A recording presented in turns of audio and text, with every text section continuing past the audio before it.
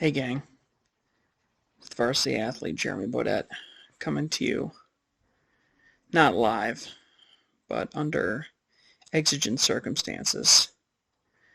You see, as you may or may not know, we do some of our recordings live, but most of our recordings are pre-recorded and then released on Friday, Thursday evenings each week. We get together, the 3 or 4 of us, and we cover the latest and greatest in the world of professional wrestling. And usually we do that so that we're as up-to-date as we possibly can be. Unfortunately, tonight, on the way home, literally right after leaving the studio, all of us received notice that the world of professional wrestling experienced a great loss while we were recording. The news broke that Wyndham Rotunda, more commonly known as Bray Wyatt, had passed away. He was 36 years old, which is something most of us around the table can relate to. We're all in our late 30s. He was somebody that we kind of grew up with watching wrestling.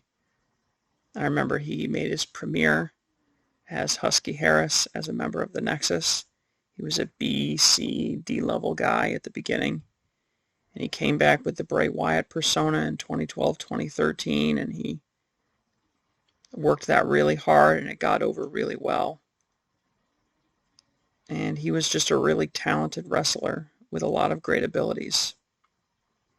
In addition, the creation of the Firefly Funhouse gimmick and The Fiend coincided very closely with the creation of Wrestling with the Business back in 2019. As a matter of fact, I remember distinctly talking extensively with the Professor Matt Lambert back then about The Fiend, and us both sharing that it was one of the most exciting, interesting things that we'd seen in a long time. And it's one of the things that, in an indirect way, kind of inspired Wrestling with the Business. It got us really excited about it and wanting to talk about wrestling and share it with the world. And recently we'd received some really good news. Actually, I think like a week ago, people were even saying it's looking like he's on the road to recovery, and they were saying that he was medically cleared to come back. There was a lot of speculation, would he come back for Survivor Series or before then? And unfortunately, he has passed away due to a heart attack, is the news we're getting now. Sean Ross Sapp from Fightful is reporting that apparently he got COVID like everybody, but unfortunately the COVID that he got exacerbated a heart condition that he has had for his life, and that continued to worsen, and unfortunately he's passed away. So we wanted to make sure that that news got out there, and he will be missed very dearly. There will be a Bray Wyatt / Fiend shaped hole in the world of professional wrestling for many years to come. And I'm certain that many people will look back and will reference his Firefly Funhouse and Fiend gimmick as groundbreaking and inspiration for edgy characters moving forward. His ability to move in the ring, especially as the Fiend, where he really showcased a lot of his agility and his abilities. He was very talented, very versatile, and he will be sorely missed. So we wish his family the best. The Rotunda family is basically royalty, one of the royal families of professional wrestling. I think Bray Wyatt was third generation, I think, if I remember right. And I believe his brother wrestles as well. So we wish them the best, and our thoughts and prayers are going to be with them, and we just hope that they can band together and get through this very difficult time, and in the meantime, we're going to keep doing what we love doing, and that's watching them do what they love doing and commenting on it. And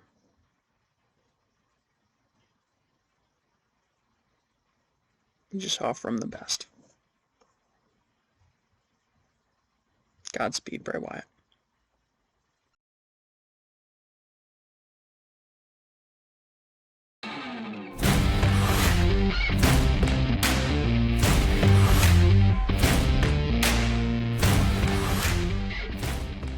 It's episode 20, WWB. We got last minute all-in changes, and what the hell is going on with Edge? We're going to talk all that drama. WWE starts now.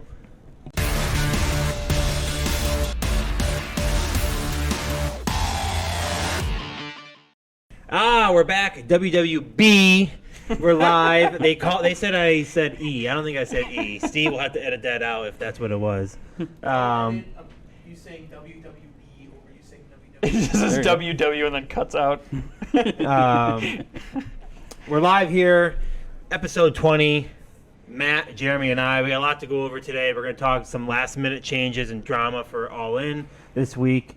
Kind of just dropping yesterday and today, kind of drama going around Edge. So we're going to kind of be fresh right on that topic. So we'll talk a little bit about that. Terry Funk has passed away. Lacey Evans opening up a cafe. So we'll talk a little bit about that. Weird. So let's dive right into it. What do you want to start first with? Terry Funk passed away. Yep. Kind of hit the news yesterday, I believe. Was it yesterday or today? Yeah, I heard it. Yesterday, right? It was yesterday. It was Wednesday. I heard that he kind of the last couple of years kind of fell into ill health, and he was even in like a memory assisted facility. Probably. And who knows? I mean, I would, if he were my dad, I would want to have him check for CTE. Because he did do a lot of crazy. I mean, he sacrificed his body even a lot. late in his career. He did stunts in movies. He did his own stunts. Mm-hmm. He was in Over the Top. He was in Roadhouse. He was doing all his own stuff. His last official wrestling match was only A few years, 6 years it ago. was like 2017. Yeah, It 6 was years just ago. A few years ago. Where Dude's did he? in Where his did he end? 70s. When was his last It was match? some indie. Yeah, right? It in wasn't indies. anything major, No. right? No. But I mean, he's a legend of the business. He's one of those guys that really should have started his own school, and I don't think he did. His brother did, Dory. Dory did, yeah. But and I'm sure he was a part of it. But I really Former thought, NWA champion, former ECW champion, Yeah. WWE tag champion. He had been wrestling for decades. honestly, I didn't realize he was almost 80. I mean, that's 79. That's older than I thought he was. So he was wrestling until 73. Yeah, Yep. dude. Jesus Christ. I mean, he put himself through hell. So I mean, the fact that he made it as long as he did, good for him. Rest in peace. He's Definitely he's a legend. earned a break. He's a legend, and I don't know. There's not a lot of sadness that seems to be associated with this. It was more of a celebration. So Yeah. I got the impression that it didn't surprise too many. I don't think it came off to me as it wasn't sudden. No. I think a lot of people kind of knew it wasn't. I think everyone knew he was kind of. Yeah. I'm guessing the wrestling community kind of know like ahead of time this was coming because if you read like Triple H's remarks and like, it wasn't like anything like it was like more celebrating what he accomplished and more about what It does seem like every month though we're losing somebody. Well, Yeah. You know. you get into a point where a lot of greats are hitting. Yeah. Unfortunately, I that mean, age. the boomers. You know? Yeah. I mean, these are the oldest boomers, 44. So Yep. that's. I mean, Ric Flair's still hanging on, but he's of that generation. you look at the Attitude Era. How many of those wrestlers are in their 50s, 55? Now they'd be in their 80s now. I mean, Sure. it's getting there. You Yeah. know. Yeah. 100%. So. Yes. Let's dive into anything new and exciting that happened this week. I don't think any of us watched SmackDown, so we'll screw that show. Edge. Yeah, we'll talk about Edge Yeah, we later. talked a little bit about that the last episode, the so-called farewell match. Which happened. Yep. And he did a thing off air for the crowd, which was nice. On air, they didn't seem to make much of a big deal out of it. There were video packages throughout the night. It was definitely an Edge-centric show. Yeah, I think that they were. I think when a guy like Edge retires, you kind of expect it to be like a WrestleMania, Undertaker style. We'll get into the headlines later, but Type it of may not be situation. an actual Really? retirement. Really retires. Yeah. I mean, he's 50, but We did talk about last week why Sheamus was his last opponent in WWE. It's because Sheamus was the one who was training him when he was coming bring him back from back. his injury. Yeah, so Yeah. there was that connection there. Which is nice. You always want to close the loop, how you started it. Mm-hmm. So, I don't know. I'd love to see more of him as long as it's good content. But if it isn't, he had a hell of a career. And Yeah. I'm sure he'll do other... he's going to move on to movies. He's going to start a school. He's going to do something. He was already doing the acting thing. He when started to first shift into stepped that. away. Yeah, what's he doing now? He was in Vikings. He's doing a new... There's something coming out, though, that he was in. Oh, I don't know. Ah, crap. But yeah, there's something coming out soon. Can't be he's anything in. big. You don't remember Yeah, it. B level. I mean, Raw. I mean, we had Raw. I actually did watch most of Raw. The ending I thought went pretty good. A lot of drama with Judgment Day. We had the return of Kevin Owens. how did he look? Kevin Owens? Yeah. He looked good. I think a little slow, but I mean, I think rather that was being a month off or just the injury itself. Still kind of, I'm gotta imagine he still feels a little bit the effects of the, even though he may Yeah, you be can't able to heal him compete from a rib that Yeah, I quickly. mean, he was kind of. You could tell they weren't kind of Ribs hurt. Yeah, they were utilizing him when they only needed to. Kind of, like it wasn't the main point of the match. Besides events that took on outside the ring or something, but I thought it was a good ending of the show. That they kind of have the storyline going a little bit with Judgment Day and Kevin Owens and Sami Zayn and Cody Rhodes, and just a classic show. They just keep the main guys. I mean, really nothing like really exciting, but just enough like going on to keep the show entertaining. But that's only gonna last so long. They gotta start coming up with some new stories. So We're still in SummerSlam hangover, I think. yeah, it's kind of I don't know where that's gonna go. I mean, I'm guessing maybe you had Seth Rollins. He wasn't really part of that, so I don't know. Shinsuke seems to be part of that title match now, so there goes that storyline. So I don't know where Judgment Day. Are we gonna have a triple match going for the next couple weeks, or it's gonna be the three of them versus Cody Rhodes? I don't know. So we have what? What's the next pay-per-view? Payback? 2 weeks until payback. Yeah, I think it's going to be Seth and Shinsuke for the title at Payback, right? Probably. I Quick little can't- rivalry there, and they'll stick to 6 of those guys in a 6-man tag for the main event at Payback. I mean, it's leading up to that. Maybe Trish's nose is healed by then. Oh, they're doing a weeks. cage match, aren't they? That's supposedly what she's asked for. So, But that's all that with WWE I thought this week. As far as AEW goes, one show we don't talk about very often is Rampage, and this past week, the Phoenix versus Commander match started the show. Fantastic.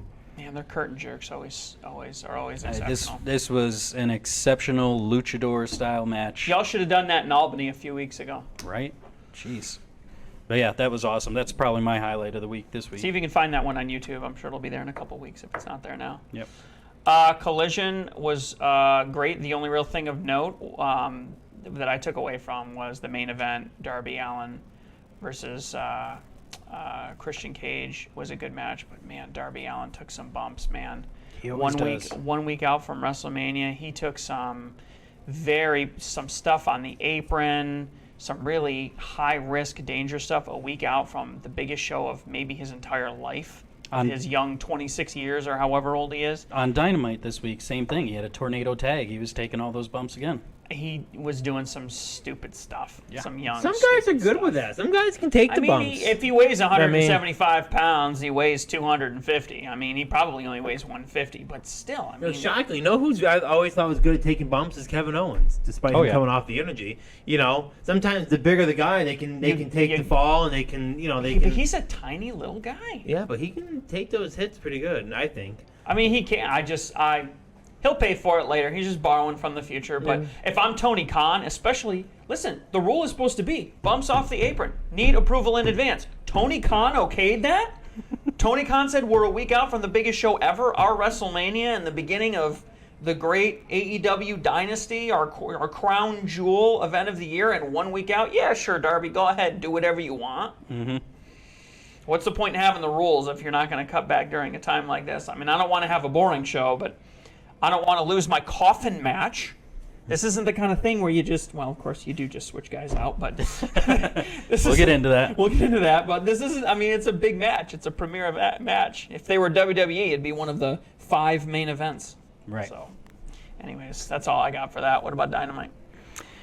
Not much happened on Dynamite. It was the go-home show for All In. There were some changes made to the show, which we're going to talk about later, to All In. Matches overall, decent matches, but nothing really consequential. Like I said, that match on Rampage really stood out to me this week. So, Did Britt wrestle? Britt did not wrestle on Dynamite. Did she wrestle? No, that was last week. No. Yeah, that was last week. No, she's taking a big break. No, the one obligatory women's match this week was Sky Blue versus Ruby Soho. And Ruby is setting up to go for the TBS title, probably at the following pay-per-view, All Out. Oh, yeah, 1 week out. Yeah, they got to fill that slot, too. Well, why don't we shift gears here a little bit and follow up on one of the things we brought up last week. So the retirement of Lacey Evans, less known but more accurately known as Macy Estrella. She stepped away from WWE, and there were some hints at, like, OnlyFans that I had seen. Thank God it looks like she's not going in that direction. Yeah, I'm seeing it still might be a possibility. Really? Those are the rumors. Man, I hope they stay She's rumors. got to set the account up. She can make a lot of money. She got to, I hope figure not. out what her picture is going to be. And I'm sure she has publicists and that are helping it's a her. process, Jeremy. But- it can still happen. But Just looking for a picture. Dan has a chance. Says, the dream's not dead. Don't give up, chair. Just looking for a picture for this video here. It was hard to find something that wasn't too risque. She has taken several risque photographs in the past, but so anyways, she's looking to draw awareness to veteran support, suicide prevention, drug addiction treatment, that kind of stuff. Specifically in her hometown of Beaufort, South Carolina. She's opened a Sunny Summers Cafe, which I believe is named after both of her daughters. Right, the cafe's already open. I didn't realize that. I thought it Yeah, was still in the a works. week ago or so, I think it opened. I saw some stuff on X about it, but That's good. so Good that's for what her. she's moving on to. She's dedicating her life to something better. Hopefully, not the Are OnlyFans thing. proceeds going to that? Or like, Yeah, I think so. I think that and the cafe can't circle around. Yeah. as you well know, it's hard for businesses to make money, especially in the beginning. Mm-hmm. So I think initially, if my understanding is correct, she wants it to be like more of a meeting hub for Right. Like AA alcoholics and meetings. AA meetings, NA meetings, any kind That of makes addiction sense. related thing, and then hopefully it would turn into more of a lucrative type situation monetarily. But it's at least going to start out to be a hub for addiction treatment and suicide awareness and that kind of stuff. So good for her. Let's talk about Edge, since we just got done with that. So earlier in the week, a few days ago, Sean Ross Sapp from Fightful Select hinting at a possible Adam Copeland appearance on AEW. Apparently, there was some talks back and forth. As late as this morning, he posted a video to his Twitter account saying, "There's no bad blood between me and WWE. I have an contract extension sitting in my inbox, but I don't know what I want to do." Yeah, the reports were he gave WWE some stipulations like, here's what I would like to happen, or here's what you need to do to keep me, and WWE actually rejected that. They didn't want to. Didn't But want he to do it. says it So wasn't rejected. This morning, he said he has a contract extension. They might just say, "Hey, here's $250,000 to keep doing what you're it doing." might for not be another what year. he wanted. That being said, I mean, the idea of him, there have been whispers of him. I did see something earlier today saying that, like, he's in heavy talks and, like, signing with AEW is almost imminent. Christian's over there, FTR's over there. And how cool would it be to see Christian and him together again? I mean, that would be great. That If would the be Hardys really were in cool. better shape, I'd say a rematch. I know. So you we're got just making real... a fake WWE now? This is the problem. Dude, the industry We went is... over this a couple weeks ago where I said, why are we going down the road Impact went down? AEW's got to do their own thing. Not do what WWE did 10 years ago, 20 years ago. Let's put Christian and Edge against the Hardys in an AEW match. No thank you. Why would I want to watch that? I watched it when they're in their prime at WWE. No, I'll say it. WWF, back in their prime. Why do I want to watch it again in AEW? Go ahead, Matt. Tell him how wrong he is. If you want to get new fans in, you got to give them something that they recognize. I'm sorry, Tony Khan, you're going down the road of Impact. I mean, whether you like it or not, bringing CM Punk in did bring up ratings. It Oh, did that bring up controversy creates pay-per-view. cash. I'm a believer in that one. There's no That's controversy. There's no okay, controversy. CM Punk is nothing but controversy. We all know it.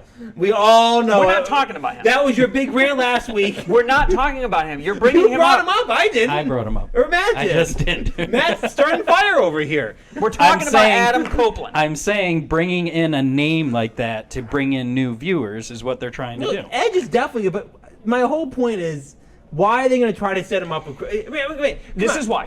I'll tell you why. Because AEW has consistently, since its founding, targeted, and I'm going to use this, real wrestling fans. These are hardcore fanatics, know the history, know the lore, know the language. You know, the indies. Know the indies. You have to be familiar with Japanese wrestling to give a crap about Forbidden Door. They're bringing in talent from all over the place. And if you are men of a certain age that followed them in the glory days, knowing that they're still in amazing shape, this isn't a Sting situation where he's 62 and thank God he's got a full body outfit and a trench coat on. Okay? This is like the guy is in amazing shape by any standard, let alone being in his, 50 now? So we still have good wrestling. We've seen some excellent wrestling from him in WWE in a couple of his last few matches. So he still has it. It's about, what do you want to do? Do you want to go into movies? Do you want to stay at home and raise your kids? Do you want to open a school? Or do you want to reconnect with Christian and what would be one of the coolest reunions that would attract WWE fans to AEW and pursue that storyline for a year or two, knowing that it's not going to be this amazing long run. He's not going to go till he's 60 or whatever, but it could just be something enjoyable that he does, and frankly, I'd like to see it. It would tickle my fancy. And what's different than Impact is, aside from, say, a CM Punk, the old guys they're bringing back, they have working with the young guys, and like in the case of Christian, doing a lot of good work with Jungle Boy and with Luchasaurus. Darby. And they need those locker room leaders to tamp down all of the backstage bullshit that's been going on. So if Tony Khan can get him for $250,000 a year, and Edge chooses... That's it? I mean, it's got to be a lot more than that. I mean, I'm assuming the offer that WWE made for him isn't particularly great, maybe $500,000, but I can't imagine they made some Edge great has offer got to to be him. $1 million. Edge is 100% Well, remember, $1 million a they're year. offering him an extension. That doesn't mean they're going to continue the terms. Maybe they reduce his pay because they're not using him. How much are they using him? When's the last pay-per-view he was on? Here's exactly what he Mania? said, and I'll quote. Huh? Might have been Mania? Yeah. I didn't come at them with a crazy contract or anything, and they didn't deny me. I have a contract extension sitting in my inbox. I just don't know what to do. Yes. Okay, so WWE didn't deny his, according to him. Now, you could just be saying that. Okay, but here's my point. My point is, if I'm Christian, okay, why am I going to leave WWE to go over to AEW and do the same thing that I did at WWE? If I want, I'm not opposed to anyone going to AEW to start a whole new character and a whole new storyline with a whole new different wrestlers. Why do I want to go there just to do what I was doing in WWE with Christian? It makes no sense. Why did the Hardy Boys do it? And look at how long that what lasted 2 months and no one gave a shit after that. Matt Hardy's 2 years deep, I think, in the company. Yeah, he started right at the beginning. The first show without fans at the beginning of the pandemic was when The AEW? Matt Hardy debuted, yeah. 3 And years it's then. okay, Matt. Do you really think Matt Hardy is top caliber over AEW right now and people want to watch his storylines? No. No, I he's a don't- mid-carder, same Yeah. place he was in WWE. But him and Jeff are a tag team again. They even have their WWE music, so they're doing the same thing they were doing in I mean, WWE. if you want to watch It's wrestling, just over and over again. Do something different. you're clearly not watching the AEW product, because if you were, you would know it's different than the WWE. I get that it's different, but I don't want to see. If I'm a WWE fan, okay, here's let's really break it down. If I'm an Edge fan and I've watched Edge all through WWE, I do not want to watch him over at AEW Why? with Christian. Why? Because I don't want to do that. Then you're not an It Edge takes fan. away Then from. you're not an Edge fan if you don't want to watch Yeah, it. you're a WWE. There's going to be a divide here. There's going to be people who are you truly just a said, I'm WWE an fan Ed- you and just people said- who are Edge fans. They're not going to want to see that. I don't think they are. I'm an Edge fan. You're not an Edge fan I'm if not you an don't Edge want to see him fan. with Christian. I don't want to see it over at AEW. Why not? Because in my opinion, I don't want to see Because that. you're not an Edge fan, you're a WWE I've never fan. said I'm an Edge fan. I don't like Edge. No, this hypothetical situation well, you're coming up with isn't an actual I Edge just fan. don't It's see. a WWE fan. I don't see why. I don't see why Edge personally would go do that. I don't. To wrestle with new people, he wouldn't be able He's to not. wrestle. He's with. wrestling with Christians. No, again. We don't know that. No. We don't. We don't But know he that. would be we able know to that's what's wrestle gonna with. He'd be happen. able to wrestle with a ton of people there that he couldn't wrestle with anywhere I'm else. just now, on my own personal opinion, I'm sick and tired of these guys talking about how they love it here and this is their home, this and that, and then just going over the. It's the same way with AEW to WWE. Don't say that in social media posts that this is my true home. This is where I'll always be known as. This is what I then go and take a cash grab somewhere else. That's stupid. I'm tired of that bullshit. Tired of it. That's a whole different situation. Who's done that? Who hasn't done that? They talk Edge? about Edge. He went on the whole thing here about WWE's is where did he put it? I read it earlier. All he said is that they didn't deny him an extension, but that doesn't No, mean he what said that something like, extension "This is where I, But what was denied was the stipulations he laid out to stay there. They offered him a deal, Yes, but it wasn't that's what the I'm deal saying. that he put forth. That's what another he's thing. saying. WWE should not be locked. They should lock him down instead of going to AEW. I mean, Again, I don't think Edge feels this need to do anything. He has complete and total freedom. He's going to do what he wants to do. I just hope that he wants to go to AEW and wrestle with Christian because I think it would be really cool. I'm just saying I don't know what I want to call myself because I'm not an Edge fan, and I wouldn't say I wouldn't want because I'm a WWE fan. I just don't want to see Edge at AEW. I just don't want to see the that. weirdest thing to I just don't want to Well, see it. you won't see Edge. You'll see Adam Copeland. Exactly. Right, There it'll you be go. something else. I just don't want to see that. Just like I don't What want was to. their tag team name back in the day? The Brood or ENC? No, ENC. Yeah. Yeah. Maybe You don't we'll want to do see the something. 5-second pose and Anyways, And, we'll see what again, happens. and one more thing, can AEW afford?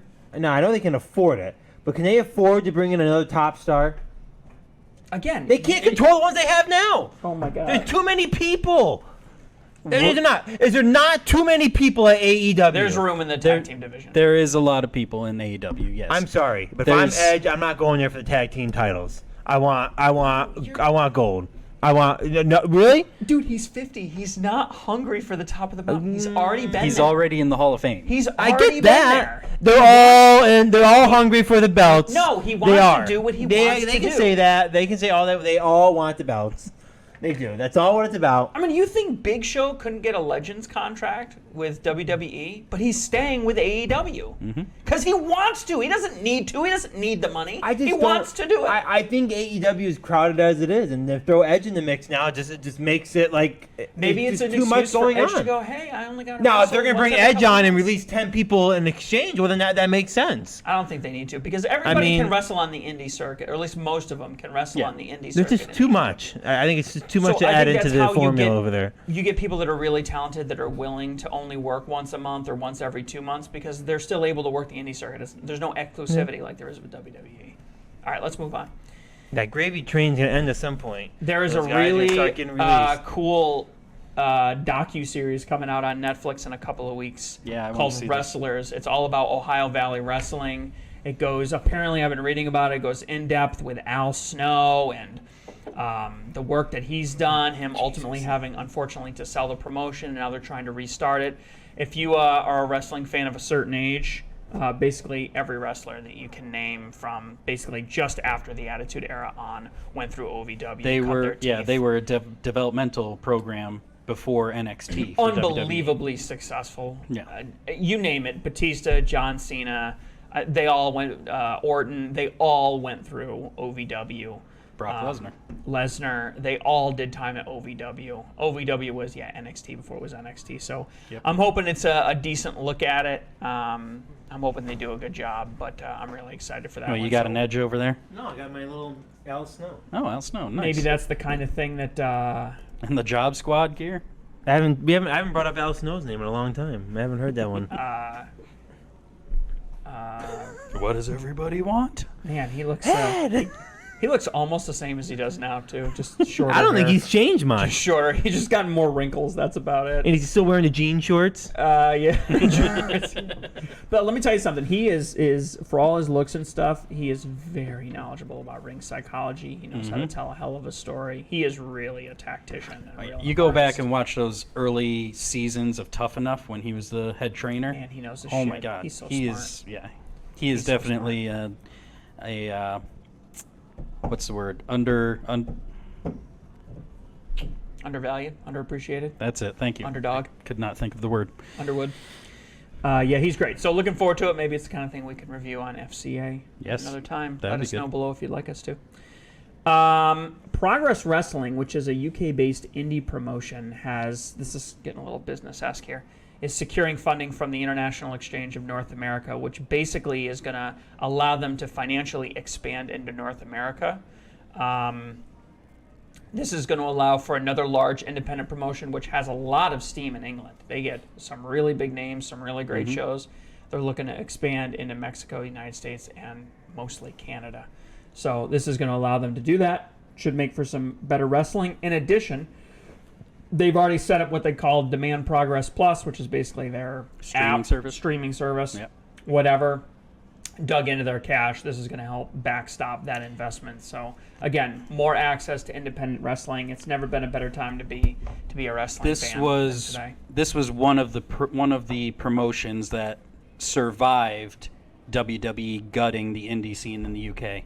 Yep. They even had a partnership with WWE for a couple of years. Had a lot of their stuff on the network. I don't know if it's still on there anymore. I don't think it is. But A lot of the NXT UK talent. Yep. Gunther went through there. Yep, intermingled. Malachi Black went through there. It's A lot of big names that are still with the company and wrestling other places now too. But yeah, it's good stuff. yeah, they had really good stuff on there. So that's some cool business-related news. WrestleMania 40 has already, in one day, broken the all-time gate record, which was, I believe, 21.6 million. They've now exceeded 22 million in a single day of sales, supposedly 90,000 tickets. I'm interested in going to the Philly one. I think I'm going to try to get tickets for it. You best be ready to fork out some cash, man. Yeah. I believe it. It's big time. The Yep. question is, do I do one night, 2 nights, both nights? And that's still, what, 9 months away? April? You're going to be spending 4 figures minimum, no matter what, to go. crazy. Even the nosebleeds. You it's think like- so? It's like, well, It wasn't that bad when I Well- went in Orlando. prices are going to come down as time goes on, as the seats get worse. right. But the initial pre-offering, minimum $750. Even Normally for I they wait. opened up I'll a couple wait. of nosebleed sections. I'll wait and try to get someone who's desperately trying to sell them at the last minute. I Yeah. had nosebleed. I went to Orlando. I forget what number it was. WrestleMania 30. Is that 2016 or something? No, it was Orlando. When is it? 2017. 17. 17. I forget what number that is. But I had nosebleeds. It was 33. still pretty good. I mean, we still could see everything. Tropicana, not Tropicana. No, it's too small. Uh, It was it's a soccer The stadium. Buccaneers, Yeah. right? No, it's Tampa. Oh, that's Tampa, right? I don't forget what it is, but it's they play the soccer games at it. But it was a big stadium. But I mean, I like to try to go to Philly. Yeah, that'd The be cool. prices would be probably. I think I'd never be able to afford it, but Yeah, you're spending 4 figures no matter what, pretty much. yeah, to travel and everything. Even if you drove Oh, down and stayed at a friend's that house. when you include the traveling. Even if you drove down and stayed at a friend's house, it's still, like I said, $500, $700, $800 per night to sit in the nosebleed. So anyways, I'm not surprised that they have maybe only sold roughly half the stadium on both nights, and they've already cracked the record because, again, the prices are through the roof. So typically, one other thing to note is typically the advert sales trend very closely with the gate sales. So when the gate's 21.6, the ad revenue 20. When the gate's 8.5, ad revenue 7.5, 8 with SummerSlam. So you bet if they're at 30, 40 mil, the ads are going to be just as high as well. So not a bad time to invest. Speaking of stars going to AEW. Okay, I'll. Sorry, I thought you were going to pick it I up. thought you were taking it out. No, go ahead, take over. I thought you were doing it. Yeah, take over. Stardom star Mariah May, apparently close to signing a deal with AEW. I actually had to look this one up. I wasn't that familiar with her, but Very British. yeah, British star, She has apparently wrestled 80 matches in Stardom since January 3rd. So what's that? 8 months ago? 9 months ago? That's nearly one match every less than 3 days. That's pretty impressive. Yeah, she's working the circuit hard in Japan, and the fans love her. She's getting over great, and she's only been wrestling for 4 or 5 years. Yeah. She's still really young, really green in the business, but she's taken off like a rocket. I'm surprised she's going to AEW. Just her looks alone look like WWE More would be WWE. interested in her. Yeah, but I don't know, maybe, 4 years in and she's been working the Japan circuit really hard. Maybe she wants to wrestle. Maybe she really wants to wrestle. And Yep. she could go to Impact too, but it wouldn't be nearly as lucrative. Yeah, that's true. But you can wrestle there too, if you want. I just don't understand how they can keep signing people. Not to beat a dead horse here, but they just keep signing and signing. Is it low? Are they offering lower contracts, or is it like more? I mean, they're not going to be on par with WWE. They're I'm sure. non-exclusive, so wrestlers are open to it. It's like you have this roster of part-time wrestlers that you can call on any time that you want, and because you have exclusivity and television rights, they're always going to choose you over any other promotion. Would you rather be on Impact or AEW? Yeah. Well, your contract with AEW guarantees you 6 matches a year, and you're allowed, you're going to tell Impact or any other promotion, sorry, I can't be there for it. But at what time does that become bad for AEW having that many? I mean, never. When it becomes you have too much that you're not doing anything with, because nothing good comes out of that. Well, if you're not doing anything with them, like he said, they're free to go. Yeah. If I'm not booked for September 1st, there's another promotion over here that will book me, so I'm good to go. And it's going to drive a change in the industry standard. WWE is really the only holdout, and because they're the biggest, lion at the carcass, they have sort of set the tone. But since AEW has really started to open up the exclusivity requirements, now every other promotion is doing it, and they're all able to share resources like the old territorial days where you could go to another territory and work as long as it was outside of your territory, your current territory. It's a similar situation, and eventually I think WWE's hand is going to be forced on this one. And then, last question, do you think that's working? I think it's working great because so far, you have way more flexibility and your overhead is way lower. When someone gets hurt, look at all this stuff. We're going to go over it with the All In stuff. There's been so much drama associated with whether talent is going to be available or not, whether it be injuries, whether it be legal problems, whatever. And they've had the ability to pull people in and insert new amazing talent that's hungry, that wants to go for it, that's getting over with the crowd at any time. Like, it's really cool. I mean, it's like a utility belt of talent, basically. And other promotions have to appreciate it when their top champion shows up on cable TV. It gets you big visibility. Network on, like when Vikingo, he's the top champion in AAA. Whenever he's in AEW, they're saying AAA champion, mega champion. He's from Mexico, blah blah blah. There's not this whole universe aspect of it where nothing exists outside of WWE once you step in WWE. There's an interview they're talking about. Of course, Ring of Honor's not a great example because it's Tony Khan owned, but. Yeah, like all NJPW champion, television champion, blah, blah, blah, blah, blah. It's all... And they're actually fighting for these championships on TV in front of a crowd. And so I think it's great.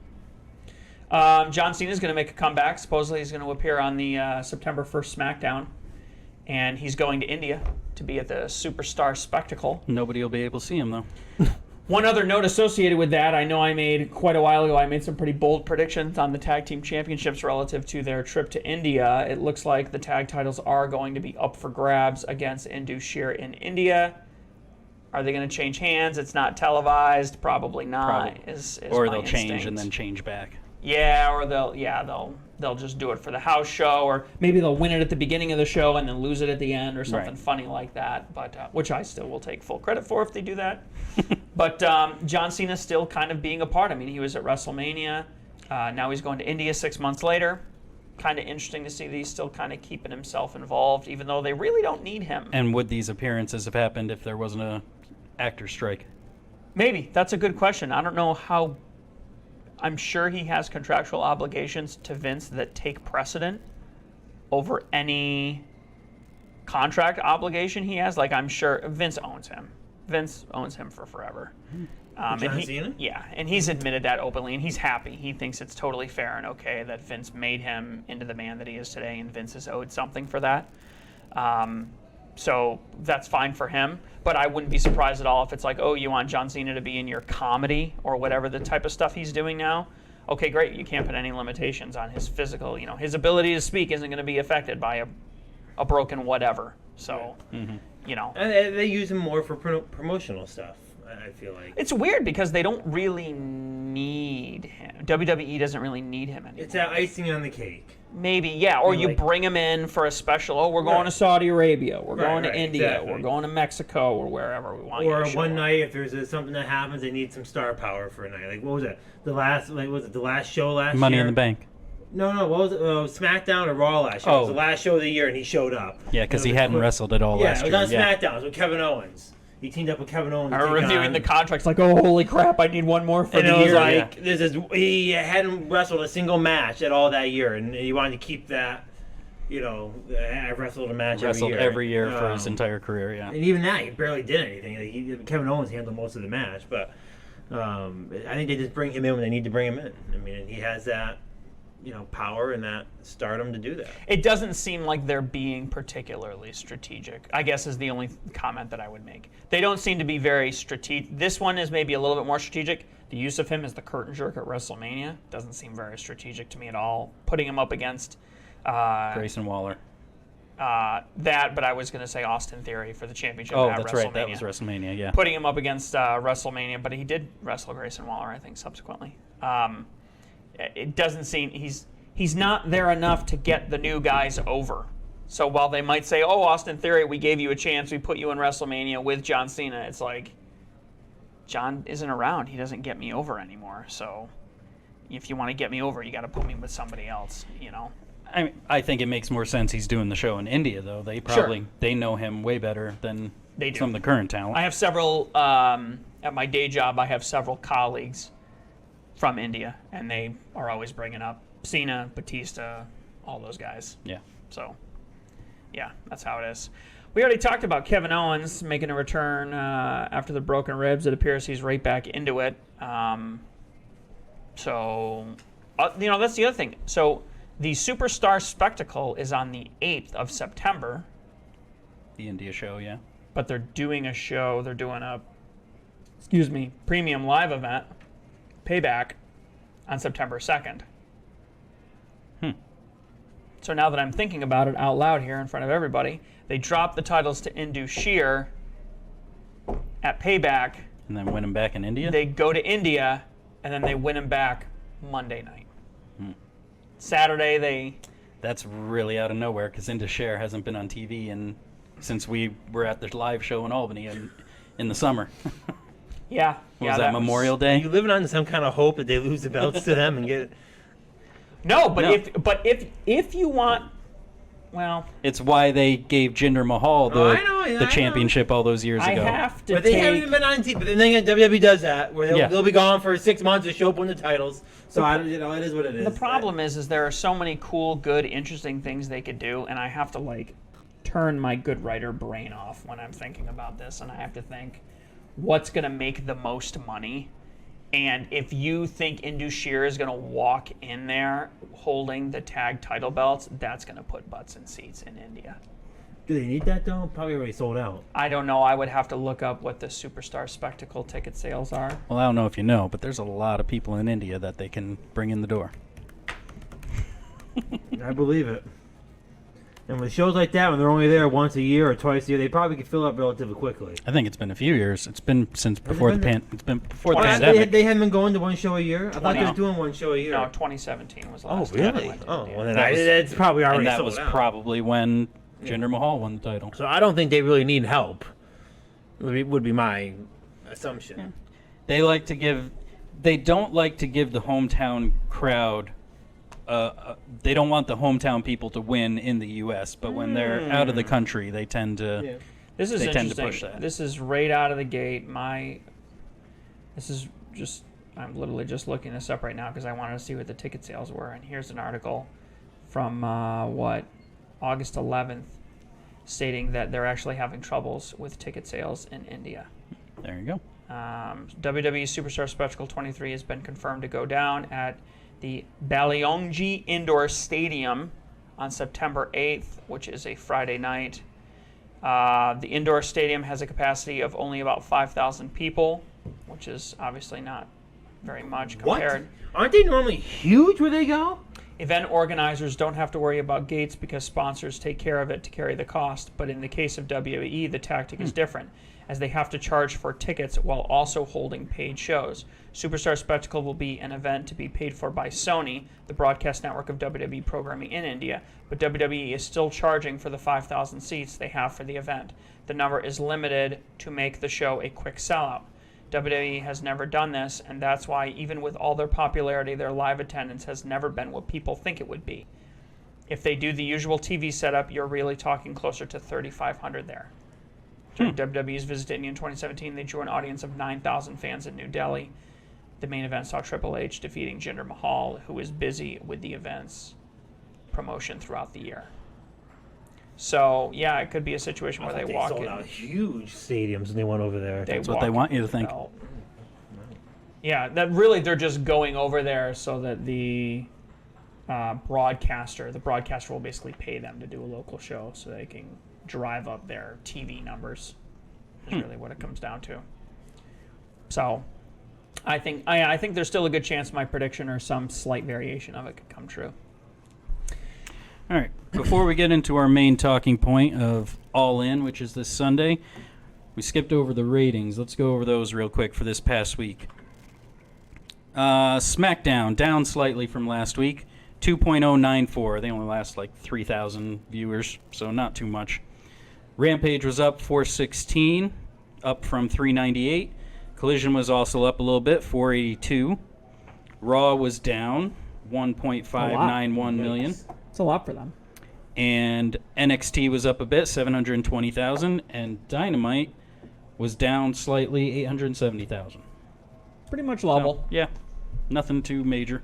Just about, I think we're in that summer. We're still in that summer, not slump, but Was Judgment Day on NXT this week? Yes. Dominic defended the North American title against somebody. yeah. Let's not forget, a couple of months ago, NXT was sitting in the 380 to They're pulling up 450,000. some serious ratings. Yeah. I mean, They're getting close to Dynamite level. I think Raquel Rodriguez made an appearance also to stare down, what's her name, Rhea. NXT is not nearly the development. It's becoming. I think they're trying to drive the numbers up. It's still all development talent. I mean, I watched a bit of it the other night, It's a and unique I didn't concept. recognize anybody. Well, that's definitely a good thing. I just don't trust that they're using it the way that they should, which is for more experimental, edgy stuff. A guy like Shawn Michaels at the helm, he's a company man. I trust him to make good company decisions. I'd like someone who's a little bit more of a risk taker to be in there to do some stuff. That's just my opinion. Anyways, deep dive. Let's do it. All right, let's get into the main event here. All In is this Sunday starting at noon because it is coming from, of course, Wembley Stadium. We're not going to get into all the matches or predictions or anything. We'll do that on our Falls Count Anywhere this week. But there's a lot of headlines in and around the All In event. First and foremost, the biggest news of the week, Fozzy is performing Judas live at Wembley Stadium. How awesome is that? The internet is not happy. I've seen a lot of Fozzy hate. I've seen a lot of wow, Chris Jericho's really knows he can't fill an 80,000 seat stadium for those burnouts, so he's leveraged Tony Khan to get a chance to play in front of all these people. I mean, whatever. I think we all knew it was going to happen, right? I mean, Yeah. is anybody surprised by that? No. This is Triple H DX with the band playing them at Yes. Mania or whatever it was. No, but actually the biggest headline last Friday after we recorded, or after the video dropped, Cash Wheeler was arrested for aggravated assault with a firearm. There was a lot of question up in the air about whether he was going to make the show because he's got the big tag title match with the Young Bucks, him and Dex Harwood. As of right now, it looks like he will be at the show, and he was on Dynamite this week to push that forward. So, I don't know. We'll see what happens there. That was kind of surprising, though. Yeah, he had a pretty modest bail, if I remember, was set. 30,000 cash or bond or something like that Something he had like to that. come up with. The incident actually happened like a month ago. But He was waving a gun around at somebody, basically. Yeah, it was like a road rage Road issue or rage something. incident. So, I don't know. We'll see. Yeah, we'll But- see what happens. If the Young Bucks drop the titles, then that might tell you AEW's position on it. Win the titles. Or win the titles, sorry. Yeah. I can't talk tonight. Some other changes, though, happened pretty much just on this Dynamite a couple nights ago. So, I mentioned earlier Darby Allin had a tornado tag match. It was him and Nick Wayne versus Swerve and AR Fox. At the end of the match, AR Fox and Swerve lost. Swerve fired AR Fox from his group and taking him out of the tag team match. And he was replaced with Christian Cage. So now it's going to be Christian and Swerve versus Darby and Sting in a coffin tag match. This takes a lot of the wind out of the sails of that storyline. Yep. There was a lot of heat building between AR Fox and Darby, starting in Albany at the show that we saw. Right. He's only been with the group for like a month. AR Fox is such a good wrestler, too. It's a shame to see him go. And Yeah. they're sticking Cage in. Like I said, he's a good wrestler. He's a good name, but there's no heat. He's There's no feuding with story. Darby for the TNT title. Right. They're doing that angle with Luchasaurus and stuff. They've worked the last Is there couple any of weeks. angles behind the scenes as to why? I haven't heard anything. You know, I've heard, and this is just very general statements, that AR Fox is very difficult to work with. Really? And that he's very difficult. I mean, he's extremely talented. He's getting up there in age, but he's never really been able to break out. And he's been wrestling for 15, 20 years. He's been wrestling for forever. I have read some rumors and things that I don't know if it's true or not, but I've heard that he can be difficult to work with. I'm assuming he's still going to be at the show, like in the corner of Sting and Darby, I would assume, but maybe not. Maybe they're telling him just stay home. Yeah, I don't know. I don't know why you would do that. That doesn't make any sense. Some other tag team drama. A big return happened on Dynamite. Santana and Ortiz, who, I mean, these guys are a fantastic tag team. Back in their Impact days as LAX, Yep. they put on Latin some American Exchange, baby. some incredible matches. And when they got to AEW, they were kind of, I don't want to say buried, but they weren't helped out when they joined up with Jericho in the Inner Circle. Mm-hmm. They really didn't get the kind of push they deserved. Apparently, some stuff happened backstage. They, to this day, are still not really on speaking terms, but apparently they're willing to work together because now they're going to be added to that Stadium Stampede match on the Blackpool Combat Club side. Working the heel angle. Working the heel angle, yep. So, they're the two surprise guests. Who's the third? we don't know yet. Still don't That's know. why I was thinking if they took Phoenix out, it was just going to be 5-on-5. But they could still add a sixth person on the other side if Vikingo or Bandito want to Yeah, get the they're babyface they're side. desperate. I'd love to see either one of those guys. They're both great. And, well, we just mentioned it. Ray Phoenix is having visa issues. He can't go over to England. So he's taken out of the Stampede match and has yet to be replaced. So, I hope it's Vikingo, for the record. yeah. He'll really And shine. another match that I got added, I just saw this morning. It might be on Rampage tonight, but it's there might be a Jack Perry versus Hook FTW title match. They're just trying to force that in there, just trying to relight that fire I don't know. We'll have to watch Rampage for tonight and see. nothing. A Yeah. lot going on with the pay-per-view a couple days away. Oh, they also recorded Collision after Dynamite, so CM Punk and the Elite were in the building together. I'll be interested to see, because WWE's business strategy, especially with the big pay-per-views, announce shit way in advance. I'm already seeing speculation on the internet of what the Philadelphia WrestleMania 40 card's going to be. Like, their strategy is to leak and to hint things way, way, way in advance. Tony Khan is doing the precise opposite of that. He's coming out the week of and he's saying, hey, we're still going to have changes, which can't be great for your ticket sales, especially when you're spending $1,000 a ticket and you don't even know if your guy's gonna show Well, that's up. what I mean. When you're talking, changes are fine. It's when you're talking people that are bringing superstars or wrestlers that are bringing people into, like, rather it's one that's getting added that you don't get a chance to sell tickets for, or ones that are already bought, then you're out losing that. Like, if I'm a big, whatever fan and my guy doesn't show up, I'm gonna be pissed. Here's the other When thing. I found out he got canceled 2 days before. There are advantages to exclusivity, and one of them is fuck around and find out. And especially looking at this whole Cash Wheeler situation, I think WWE would take a different perspective, and they would have a lot more control over Cash Wheeler's activities outside of the ring, outside of the promotion. And right now, it's just kind of like, hey, I'm not in the building, so I don't work. You don't own me. You know what I mean? You don't own my name, my likeness. There's no reason. You're just a paycheck to me.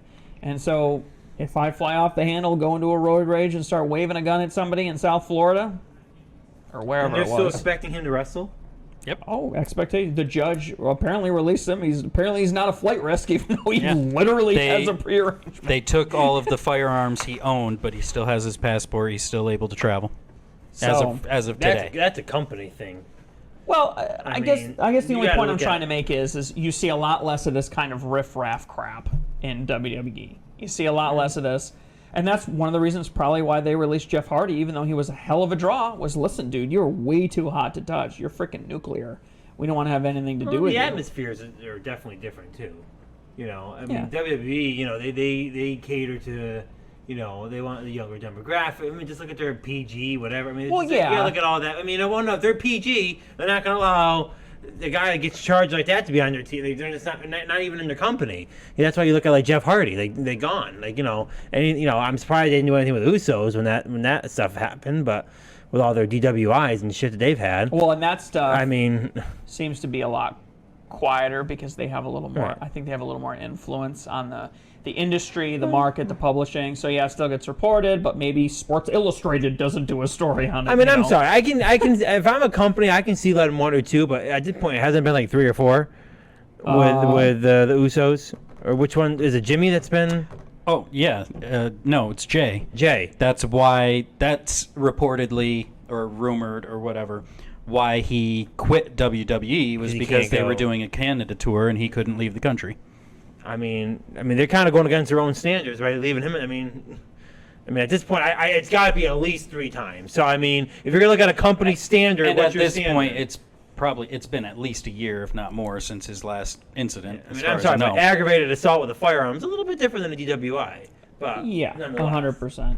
But one is indicative of a recurring problem that needs to be handled. The other one is I lost my temper in traffic. Now, if I lost my temper in traffic is I'm having roid rage or whatever, then yeah, that's a problem, But if it's I lost my temper and whatever, all right, he's a hothead. Maybe it's not indicative of anything. But again, the flip side of that is, well, who the hell are you, AEW? You don't have any control over me. I'm going to wrestle for you 20 times a year, and I'm going to do whatever I want when I'm not in the building. So, F off, basically. Versus WWE, where it's like, no, we own you. We own everything about you. We own your name. We own your likeness. We own I'm you. not And sure if you don't follow AEW our rules, you're going to be out on I'm your sorry, but ass. I'm not sure AEW lets that line go. I think I do what I want out there. You still work for the company. Like, if you're out doing some shady shit, I don't think they're going to want their brand is all Sorry, over are you talking about WWE or AEW? AEW. Oh, I think that Tony Khan has way less control and leverage over his talent than Vince But, McMahon or Triple I mean, H. Jeff Hardy's last incident, they did suspend him and make him go to mandatory rehab and Right. all that before they brought him back. So. You're talking about AEW? AEW, yes. Yeah, I think they offered him an ultimatum, and they said, if you want to come back, you're going to do this. And he had Matt standing next to him. But if there was no Matt Hardy, if Matt Hardy never existed, that support system and whatnot, I don't know. The story might be different, So. Like always, this stuff comes up during difficult times. So Yeah, I mean, 100%. they're a week at this point when you got arrested. What, a week less than a week before All In. I mean, you look at Jay; he's in the middle of one of the bigger storylines of probably his career. All this stuff happens. You know how much stuff probably does happen we don't even hear about from people that aren't even on cards anywhere. Like he probably has, he probably has Paul Heyman going to bat for him with the organization and coaching him and all that Roman stuff. Reigns going for him. So if you, that's what I'm saying. Roman Reigns is the type of guy that can walk in and go, he's staying. If a guy I'm out the door. If a guy like Chad Gable starts effing off, okay, buddy, see you later, right? Right. But in fact, I think they've done that with Jeff Hardy. He's gotten like 3 strikes and he was out. They gave him a million chances. Yeah, because when his whole riffraff started, he was still in heavy contention for the championship. He was the ladder extraordinaire and all that stuff. Money in the Bank. So yeah, big time. Well, regardless of what the final card ends up being, they're doing good. All In is doing excellent with ticket sales and with pay-per-view buys. The ticket sales as of the 18th surpassed WrestleMania 32, which was the first show in the new Dallas Stadium. They were sitting at 80,846 tickets sold, surpassing WrestleMania 32 by a little over 100 tickets. So it's a sellout. I mean, there might be. It went against my predictions. I said it was going to be a dud. There might be a few, 1,000 tickets left, but they're set up for a little over 85,000 right now. So it's going to be a huge show. And their pay-per-view buys, pre-event buys, are up to 90,000 now. We're still 3 days out. Yeah, that's huge. It'll at least probably double or triple. I wouldn't be surprised if it was a 300,000 buy, which is exceptional in this day and age when pay-per-view isn't even really a thing anymore. It's all PLE. So, yeah, this is going to be a hell of a show. Can't wait. I'm excited. What matches are you guys most looking forward to? You tell me, Dan. Yeah, what match are you most looking forward to? You guys didn't do the selection because I wasn't going to be good enough for it. So good enough? No, it's because you don't watch. I don't watch it. It has nothing to do with being good. Admit it. You want to see the Fozzy show? No, that's that shit I don't want to see. But at the Adam Cole match, obviously that's a good storyline with the whole tag or the tag match and then turn around with a belt. Or are they doing it in a certain order? What's the order? The tag match is going to be the curtain jerk in the pre-show. So they can cause some drama. Main event. I mean that's a good storyline. That's actually a pretty good storyline. Yeah, that's been good. And to put them in 2 matches on the big show, I mean that's big too. That's probably the one thing. All the rest, I don't care. I think if Elio de Vikingo is in the Stadium Stampede, then I'm really looking forward to that match. That'll be good. I'm also, I've been thinking about it, and my expectations for the Will Ospreay Chris Jericho match are growing. Their face-to-face on Dynamite this week really upped the interest. Yeah. I did not care about that match at all, but their back and forth was and I just got good. thinking about it. Jericho wouldn't request it if he wasn't going to throw everything he could at it. Mm-hmm. And while I don't think he's the same physical stature he was, I know he's not the same wrestler he was 10, 15, 20 years ago. He's going to go to the well in a match like this. He's really put his name behind AEW. This has to be a success, and I really think he's going to do the work. And I think Ospreay's at the point he can work with anybody and make it look good. And he's probably the best working. I mean, the only match that I could think of that would be better that you could, like, if I look at all of the ingredients here and I think about how could we make it better, I would say MJF versus Will Ospreay. Ooh. Like, from a wrestling match standpoint. I think they're both kind of heely, so it doesn't match up great. But that would be the only way, like, from a technical wrestling perspective. They only got 11 matches. That's not really a crazy amount. With the jerk, it's about average. For some reason, I thought it was a lot bigger than 11 matches. They tend to stuff their cards. Yeah. And they've got some big matches. I mean, think about it. You got a triple threat match. You got the big stadium stampede. You got the coffin match. You got the tag titles match. There's a lot of wrestlers getting jammed into a small space. There's a trios match, too, for the trios titles. House of Black versus Acclaimed and Badass Billy Gunn. Oh, the Acclaimed. He's not daddy ass now. He's the badass. Oh, scissor me timbers, Dan. Scissor me timbers. So yeah, that's you need to start watching AEW. It's really good. It is so good. I'm looking at it right now. I just don't know a lot of them. I mean, CM Punk, Samoa Joe, obviously Chris Jericho, the House of Black, the Billy Gunn. I mean, I get those, but like I look at. They've worked so hard to build heat with Samoa Joe and CM Punk. It's feeling like it's forced. Yeah, I agree. I saw clips of it. Honestly, that's all Punk's doing. I think Joe is as good as he's ever been, but it's just not working with Punk. Yeah. So, watch our Falls Count Anywhere